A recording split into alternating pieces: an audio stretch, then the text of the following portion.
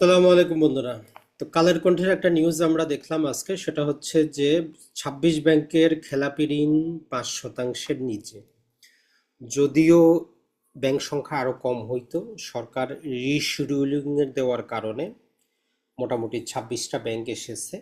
আসলে এই খেলাপি ঋণ বলতে কি বোঝায়, তাইলে আমরা কোন ব্যাংকগুলোকে টাকা জমা রাখবো, কোন ব্যাংকগুলোতে অ্যাকাউন্ট করব, আর শেয়ার বাজারে যদি বিনিয়োগ করতে চাই কোন ব্যাংকগুলোতে কি আমরা করতে পারি দীর্ঘমেয়াদের জন্য।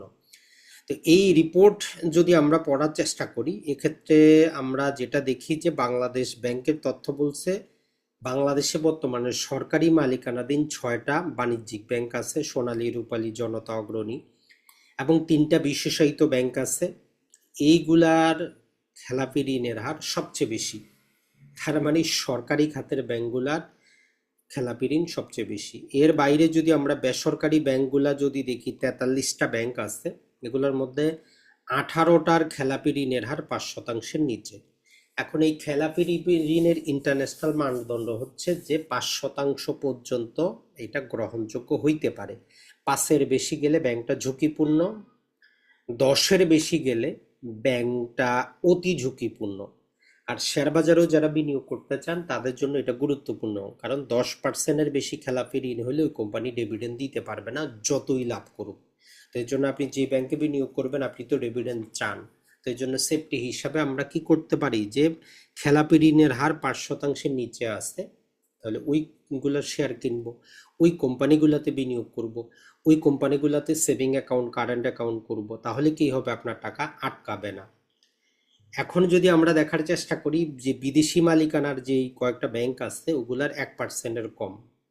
তো এখানে প্রায় অনেকগুলা ব্যাংক দেওয়া আছে, তো আমরা এখান থেকে শুধুমাত্র যেগুলো শেয়ার বাজারের সাথে রিলেটেড ওই কয়েকটা কোম্পানিকে আমরা পৃথক করে নেই, এবং এইখানে আমরা এগুলাতে সেভিং অ্যাকাউন্ট করতে পারেন, কারেন্ট অ্যাকাউন্ট করতে পারেন, ডিপিএস করতে পারেন, এফডি করতে পারেন, এবং আপনার শেয়ার বাজারে এদের শেয়ারও কিনতে পারেন। আপনার ছেলের জন্য, মেয়ের জন্য ডিপিএস না করে, শিক্ষা বীমা না করে এদের শেয়ার কিনে রাখেন।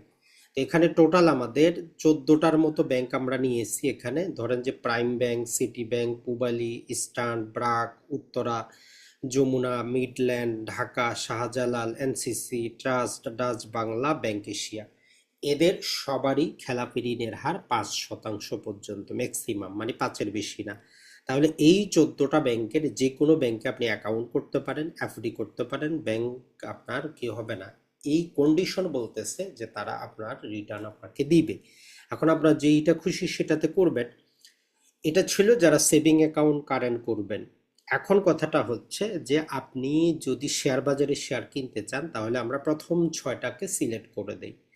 এই প্রথম 6টা সিলেক্ট করার পিছনে তো কোনো কারণও থাকতে পারে, সেটাও আমরা একটু বলে দিই যে কেন এই 6টার কথা আমরা বলতেছি। ১ নম্বর কন্ডিশন তাইলে বুঝলেন যে ব্যাংকের ক্ষেত্রে যেহেতু ব্যাংকের গ্রাহকের আস্থা, গ্রাহকের ডিপোজিটটাই কিন্তু প্রকৃত মূলধন।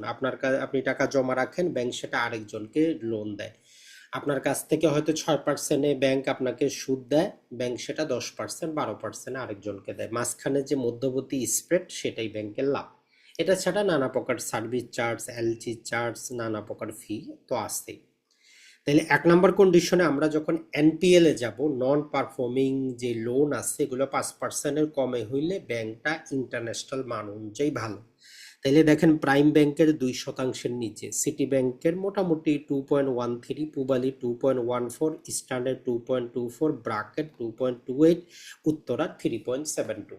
তাহলে ১ নম্বর ক্রাইটেরিয়াটা ফুলফিল করতেছে যে এই ৬টা ব্যাংক আমি কি করতে পারি, বিনিয়োগ করতে পারি ইন্টারন্যাশনাল মানের, এবং এরা ডিভিডেন্ড দিতে পারবে, কারণ এদেরটা 10%-এর কমে আছে। ২ নম্বরটা হচ্ছে যারা এই ধরেন যে আপনি প্রাইম ব্যাংকের মালিক, টোটাল প্রাইম ব্যাংকটা আপনার, সিটি ব্যাংকটা আপনার, আপনি একক মালিকানা। গত 5 বছরে যদি আমরা দেখি, তাহলে যাবতীয় খরচাপাতি সবকিছু বাদ দিয়ে এই ব্যাংকটা তার প্রকৃত মালিককে 14% দিতে পারছে প্রাইম ব্যাংক, 17% দিতে পারছে সিটি ব্যাংক, 13% দিতে পারছে পূবালী ব্যাংক, 15% দিতে পারছে ইস্টার্ন ব্যাংক, এবং 9% দিতে পারছে ব্রাক, এবং 14% দিতে পারছে উত্তরা ব্যাংক। তো এটা গেল তার আর ও ই। এখন আমরা যদি দেখার চেষ্টা করি যে গত 5 বছরে আসলে শেয়ার প্রতি তার ইনকাম বাড়ছে কিনা। আপনি যখন শেয়ার বাজারে কিনবেন, আপনি তো একটা শেয়ার কিনবেন, তো এক্ষেত্রে দেখা যায় যে প্রাইম ব্যাংক টোটাল অন এভারেজে তার 5 ইয়ার্স যে ইপিএস কেগার সেটা 55% বেড়েছে, যেটা অতুলনীয়। এরপরে সিটি ব্যাংকের 32, পূবালী ব্যাংকের 27, ইস্টার্ন ব্যাংকের 10, ব্র্যাকের 29, উত্তরার হচ্ছে 18%। তার মানে আপনি যদি ওই শেয়ারে কিনেন প্রতি বছর বছর শেয়ারের দামটা, শেয়ারের ইপিএসটা বাড়তেছে, আর যদি ইপিএস বাড়ে শেয়ারের দাম অটোমেটিক বাড়বে। এখন আসি ডিভিডেন্ড। তো নর্মালি আমরা যদি দেখি গত 5 বছরে অ্যাভারেজে ডিভিডেন্ডটা তারা আয়ত তারা করেছে, কিন্তু তারা কি করেছে, ব্যবসাটাকে বাড়িয়েছে। তো এর জন্য ডিভিডেন্ডের 5% দেখতেছি আমরা প্রাইম ব্যাংকে, সিটি ব্যাংকে 2%, পূবালিতে 7%, ইস্টার্ন ব্যাংকে 14%, ব্রাকে 19%, উত্তরাতে 38%। তার মানে উত্তরা ব্যাংকটা বলতে পারেন ডিভিডেন্ড মেশিন হিসাবে কাজ করতেছে। এখন আমরা এই ব্যাংকগুলোর এক একটার এক এক প্রকার মূলধন, কারো ব্রাঞ্চ সংখ্যা বেশি, কারো কম কারেন্সি। তো এই জন্য আমরা দেখবো যে তাদের নেট প্রফিট মার্জিনটা কোন ব্যাংকটা বেশি প্রফিটেবল। তো এটার ক্ষেত্রে যদি আমরা দেখার চেষ্টা করি, আমরা মোটামুটি এখানে যদি দেখি প্রাইম ব্যাংক 27%, সিটি ব্যাংক 25% তার net profit margin, Pubali bank 24%, eastern bank সবচেয়ে বেশি 30%, ব্র্যাক ব্যাংকের 18%, উত্তরা ব্যাংকের হচ্ছে 25%। গড়ে যদি হিসাব করি এই 6টা ব্যাংক 25% করে কি করতেছে তার প্রফিট মার্জিন। তাহলে এই 6টা ব্যাংকে যদি আপনি কি করেন 6 লাখ টাকা বিনিয়োগ করে রেখে দেন, আগামী 20 বছর পর দেখবেন যে আপনার এমনি 6 কোটি হয়ে গেছে, মাঝখানে ডিভিডেন্ড আপনি ফ্রিতে পাইছেন।